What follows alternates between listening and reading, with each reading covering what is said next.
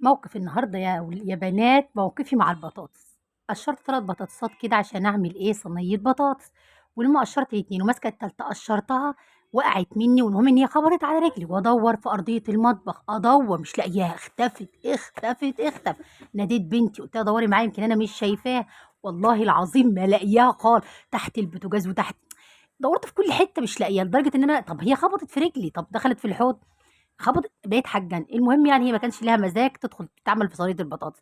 قُلت خلاص قشّرت غيرها وعملت الإيه، وعملت صينية البطاطس. وبعد ما خلّصتها وحطيتها على النار قُلت أدوّر تاني. المشكلة إن أنا لقيتها في مكان يعني فاهمين، في زرق صغنّن كده يعني قدّامي. سبحان الله، هي كان ليها نصيب إن هي ما تتعملش في الصينية، بس أنا عملتها حاجة تانية يعني مش هارميها طبعًا. بس يعني أنتم تتخيّلوا أمّا تبقى الحاجة لسه واقعة منكم في نفس المكان اللي أنتم واقفين فيه وما تشوفوهاش؟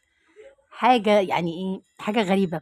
بس هي بتبقى نصيب، ليكِ نصيب تعملي إيه، البطاطس دي في الصينية، ليكِ نصيب ما تستعمليش ديّة، يعني كل حاجة بجد، بجد بالنصيب. ده نصيبي أنا والبطاطس بقى، نصيب البطاطس.